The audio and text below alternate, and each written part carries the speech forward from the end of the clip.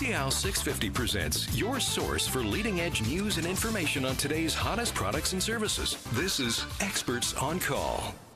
Welcome to 650's Key Pacific Talk About Strata. I'm Tony Giavento, your host, and in the studio we have with us Gordon Lee from CMW Insurance Brokers. Welcome, Gordon. Thank you for inviting me. We're going to be talking tonight solely about homeowners and what homeowners have to deal with their homeowner policies and their claims, what they're going to do, whether you're a single-family homeowner, you live in a bare land, townhouse, apartment building, or even if you're a commercial strata lot owner. This will be a show that's going to focus on your kind of roles and responsibilities and your obligations for insurance. So it's great to have you here in the show. And we have Albert Atfield from CanStar Restoration's project manager, and Albert has this great level of knowledge about what happens when things go badly and how much worse it gets as time goes on and you let it go without dealing with it. Thanks for inviting me, and I'm looking forward to talking to you about it. So we're going to get to hear about the gruesome details of what happens if you wait 2 hours, 12 hours, 24 hours, 3 days, 7 days, and how the costs grow every time you don't actually respond to an emergency as quickly as you can. Sounds exciting. So we're going to talk basically about the roles and responsibilities of strata lot owners. And so let's just talk basics first about strata corporations. We know the strata corporations' responsibilities are maintain and repair the property. They have meetings and council elections. They have a strata council they've elected. They manage the finances and the information of the strata. They enforce bylaws, maintain records and documents. But most important for this show, they ensure the common property, common assets, and the common liabilities of the strata corporation. So Gordon, maybe a little bit of an insight around the insurance side for strata corporations and essentially what they're looking at covering. What the strata corporation, when we talk about the common property and asset, I guess to really look at it is really just imagine that before anyone move into a building with a contractor developers completed the building, that's basically what is insured. So we're looking at not just the structure on the outside of the wall, but inside the finishes. So original to the developer would be, that includes your toilet, sink, kitchen, flooring. And that also includes any upgrades that the unit owner may have purchased through the developer. So everything when you walk in that door is basically part of what the strata would cover. So this could be things like if I purchased the show home in a new development that was built by the owner developer and has all these upgrades of hardwood floors and granite countertops and deluxe finishings and things, all of those as the show home were part of the owner developer's responsibility. They set them up, so the strata has to insure for them. That's right, the strata has to insure for it. So the only exception to the thing is that usually the appliances, so basically any appliances that's built in is part of the insurance. Anything you got to unplug and carry away would not be. So a good example would be you got built-in microwave. Right. You can't just unplug and pull it out. That's part of the included in the insurance portion for the strata. So that's like the overhead microwave above the stove that also has the circulation fan built into it at the same time. Yes, that would be a great example. But for example, if you just had a stove that you could unplug, pick up, right, or put dolly under and wheel out, right, that would be the responsibility of a unit owner because that's really considered content. Right. And that's very similar to even if we talk about non-strata, when you buy a house, any items that don't, that's not form part of the house when you buy it, it's not going to come with it. And so that's why, I think if you ever see a real estate write up an offer, they would say if it's going to including these appliances, they would write that in, including these appliances. Right. Because if you don't, most likely the people are going to take it with them as if no different than the clothing. So, but this is where consumers have a lot of confusion because they think because the strata has to insure for all of these assets, that the strata also has a responsibility to maintain and repair them. And of course, there is a difference between the two. Insurance means basically that if there is a major fire or a loss, that the strata's insurance has to restore the building back to its state where the owner developer had constructed it. Versus repair and maintenance, if the overhead microwave above the stove with the ventilation system fails or it gets to the point that it has to be replaced, that's the owner's responsibility for maintenance and repair in the strata lot. Yes, absolutely, Tony. And what you're talking about, this is a great topic because we get a lot of calls sometimes because we get into claim situation where the unit owner says, I don't understand that if it's below deductible, why that now your insurance won't get involved, but the property manager says, I need to repair it and I don't have insurance, but if it was above the deductible, you're willing to come in and help to repair it. And so what that confusion I think is, it's just that the insurance, you have to look at it definitely is insuring the common assets, including those structure. But like you said, Tony, the maintenance, daily maintenance, the wear and tear has nothing to do with the strata corporation. No unit owner would think that they can call the strata corporation and says, hey, my floor is worn out, can I get a new floor? Or my carpet's dirty, I need a new carpet. They would never think like that. But when it comes to a claim where there's damages, I think most people think, shouldn't the strata corporation come into play to repair these things? And that's part of the confusion in the industry, and it's a significant problem across the province. What I think consumers don't understand is, as a homeowner, if I have damage to my strata lot, it doesn't make any difference who caused it. If I have damage to my strata lot, and unless it forms part of an insurable claim on the strata's insurance, it's my responsibility. So there's a leak upstairs, my ceiling is damaged, it's only $800 of damage. The strata's insurance is $5,000 deductible. It's my strata lot. It's my repair and maintenance. Even though my strata lot was damaged by something else, it's still my strata lot that's been damaged. So it's my responsibility to repair it. And this is where I think homeowners don't understand in strata corporations with insurance that they have so much more liability than just a general deductible cost. There are all of these items that are damages caused that fall below the deductibles that are items they need to consider trying to find some way of insuring for.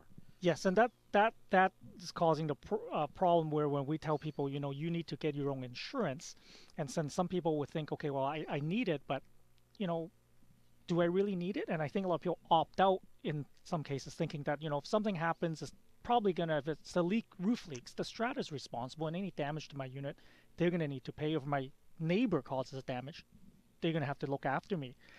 And where they fail to really think in the reality of real world is that they may be responsible, but really that's not for the average person to decide. And if you don't get an automatic kind of offer from your neighbor or the strata, right, technically you're going to have to take those people to court and prove that they're negligent to repair or replace the items they've damaged in your unit. And so, when we have clients calling, I said, if they don't have insurance, it's a very tough situation that they're involved in. And I always say, try to really negotiate or try to talk to the people involved and see if they're willing to help. If not, you really may have to take them to small claims court yourself, which is the last resort I would say that you want to go through. So it's taken us about 15 seconds to get slightly off topic already, which is kind of common in insurance because there are so many variables and so many facets, and there are so many relationships in claims and damages and responsibility in the players. Yes. But just going back to strata insurance for a minute, we talked about that the strata corporation has to insure for all the buildings and all the fixtures that were put in by the owner developer. So basically the day before the developer moved in. But before the owners moved in, yes, after the developer completed the project, which always comes to the point that I make for people who are listening. When you live in a strata, your home is not your castle, right? You have a part of the castle, but everybody collectively has responsibility for it, and so everyone has some obligations. So in addition to insurance for the fixtures and the assets, what other types of insurance do strata corporations have to maintain? They maintain the liability insurance. So basically any bodily injuries or property damage that may result from the daily operation of a strata corporation, right, that causes damage to a third party. They also carry a boiler machinery policy, which right, basically it's for your mechanical sections of the strata, like hot water heating, right, electrical, things like that, as well as they got directors and officers insurance, right, to cover for the liabilities of directors and officers in the strata corporation. Right. Earthquake? Part of the property policy. Right. Yep. But, earthquake, flood. Right. Flood, and for strata corporations, flood or overland flood insurance, because their commercial policies at this point in history, yes, is still included in their policies. Correct. So that's a benefit. That's one of the benefits for multifamily properties that are in floodplains or dealing with the potential of a flood risk in their area. And so strata corporation is collectively providing just kind of like this umbrella or shield over the interests for the corporation when it comes to insurance. But they don't do that for homeowners. That's one of the misconceptions that we have. And it's one of the issues that we have with respects to the strata corporation as they're dealing with insurance claims and the negotiation over who's responsible versus who was acting for the event and what the outcomes of those events were. So Albert, as a restoration company, when you go into a site, I think the biggest question you often have sometimes is, who are we working for? Oh, definitely. It's always one of the things that's a little challenging to figure out at first. I mean, in the beginning, you want to take care of everybody as best as you can, so we don't try to micromanage that particular spot right then and there. But you have to separate certain things for certain policies, who's going to be paying for what, and figure it out at that point. So there's a little bit of a process to getting the complete answer, no doubt about it. So from a homeowner's perspective, we have a flood. I'm dealing with the homeowner. We're dealing with the strata corporation. We're dealing with the restoration company. We may be dealing with the restoration contractor at a later date. We're dealing with the insurance provider. We're dealing with insurance adjusters, the brokers. So there are a lot of players when we're dealing with claims. Yeah, it gets very convoluted sometimes, no doubt. Wow. So for homeowners, now we're a homeowner, and let's just use a scenario. I live on the 8th floor. I own a condo. What am I insuring for? Yourself? Yeah. You're insuring for so basically, first thing people think I need coverage for is content. Right. So all your belongings, all your toys. And second thing is going to be liability. The things that are coming up now, though, that also people are asking for, that actually come first on the list is because people are realizing that the strata deductibles are much higher, and they may be responsible for these deductibles if the damages are coming out of their unit, depending on what the bylaw says in the strata. So the other thing they commonly ask is, they'll say, you know what, here's the strata deductible, can I get coverage for this? Right. On top of that, there's other coverages that come with it that I think is very important that people, in event of claim, they'll probably utilize is additional living expense, where basically, they may have temporarily move out of the unit while their unit's being repaired. The content coverage would also include coverage for content manipulation, storage, things like that. And on top, there's other sections of the policy that are coming into play now where because of the higher strata deductible, where the unit owner is responsible to repair and maintain their unit, and they may not be liable or responsible because the water damage was caused by somebody else. There's sections in the policy that would respond to help them actually repair their unit, whereas it's because it's below the deductible. So let's use an example for that. That'd be helpful. I live on the 8th floor. Our building has a $25,000 insurance deductible as a result of some claims over the past few years. It's gone up, and the unit upstairs has a flood.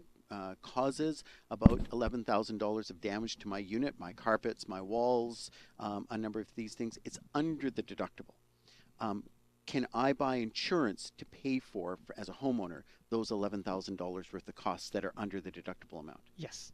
So that is one of the strong benefits of homeowner insurance policies is I can insure for those amounts that are below the deductible as well as my risks in the event that there is a deductible. Yes. Right. So, so it's kind of an interesting thing for homeowners understanding what the policy is for and asking for the right information. And before we finish the show, what we'll do is we'll go through a checklist for owners about the things they need to be asking for. And owners are really going to be owners, landlords, commercial property owners, and we're going to talk about tenant policies as well. So that's something else. Okay. So we'll be back in a few minutes, and we're going to talk now about some scenarios. We're going to go through some construction cycles with Albert and just talk about what happens as we go through a flood and as we go through, water escape, as we have a water damage in the building, how we go through restoration, the different points when we're talking to the insurers, when we're talking to the adjusters, and how that relationship works in the building. I'm Tony Giventu. You're listening to 650 CIL. This is Experts on Call on CIL 650.